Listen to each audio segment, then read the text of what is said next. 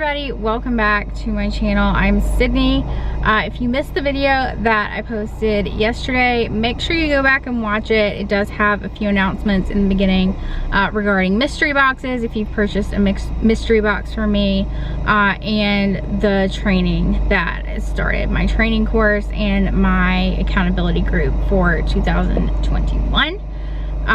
We are very much into the new year, so in this video we are going to talk about some things that every Poshmark seller must do to grow their reselling business. These are very important things that you have to do in order to grow in your business. I feel like these are not talked about enough, so we are going to go straight into the video.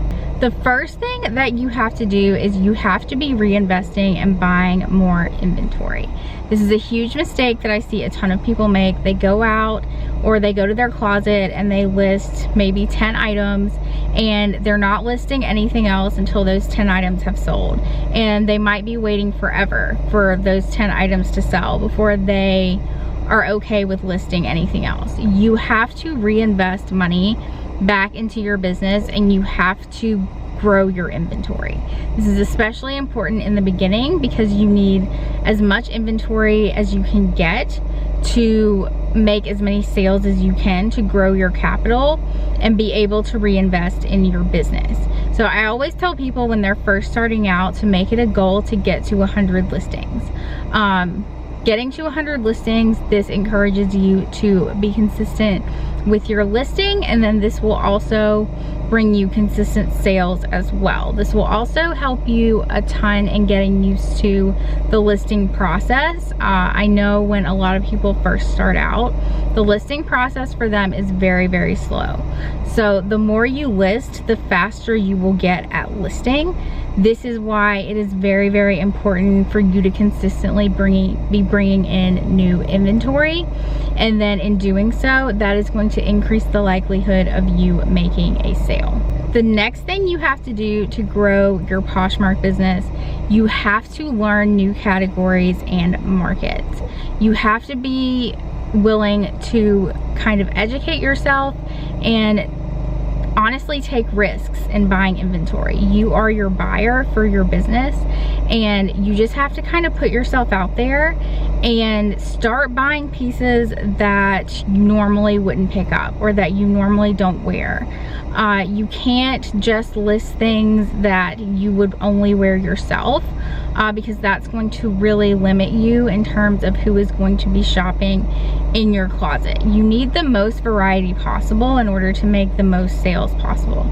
You think about a Plato's Closet store or a consignment store or a Goodwill store, they all sell a huge variety of clothing to appeal to different audiences. So make sure that you are educating yourself and learning the different Posh markets. The next thing that you need to do is you need to learn professionalism, and you have to stop involving your emotions when you are dealing with customers on Poshmark.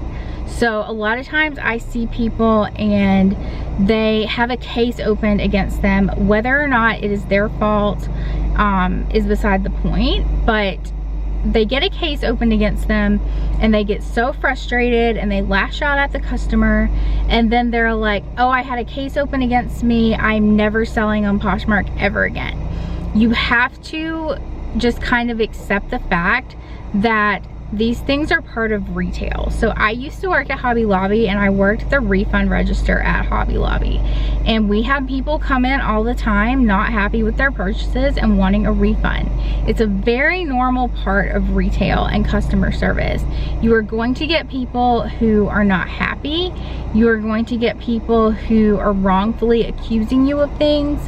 You're going to get people with buyer's remorse. Just keep in mind that Poshmark's policy is no returns. So as long as you have accurately represented the item that you have sold, just put your images into your case, screenshots, conversation screenshots, your pictures, This is why your pictures are so important. You have to put those into the case and just say the item is as described and not get emotional with these people.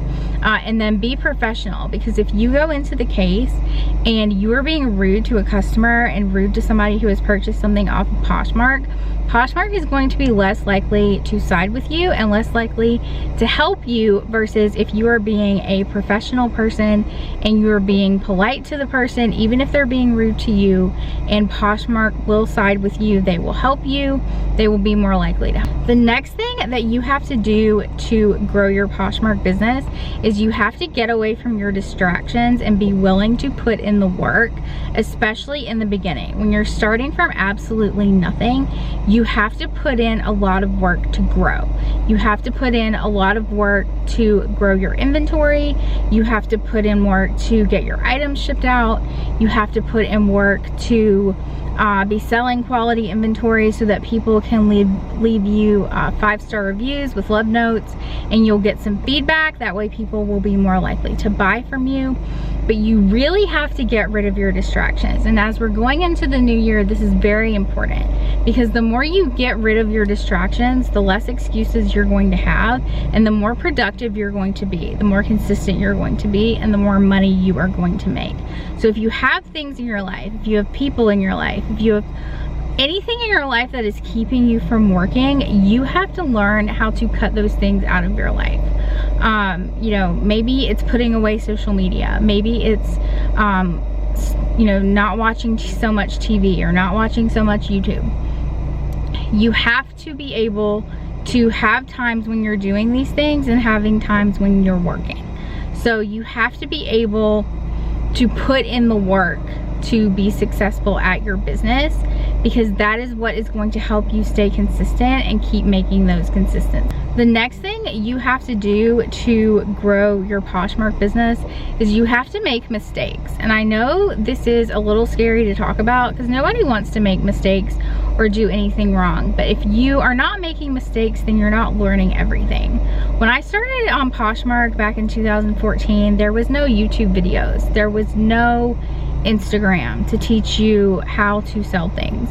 There was literally nothing. I literally had seen this segment about this app on Good Morning America, and I had to learn how to list things. I had to learn how to source things. I had to learn how to ship things all on my own. Everything was done through trial and error, and it was really scary, but I feel like it's made me a better seller because of it. There's a time when I didn't have a car and I had to just sell things from around my house. So, you know, when you're backed into a corner in those types of situations, you really learn how to do things. So I really encourage you to not be afraid of making mistakes in your reselling business. Go through trial and error. Figure out what sells for you.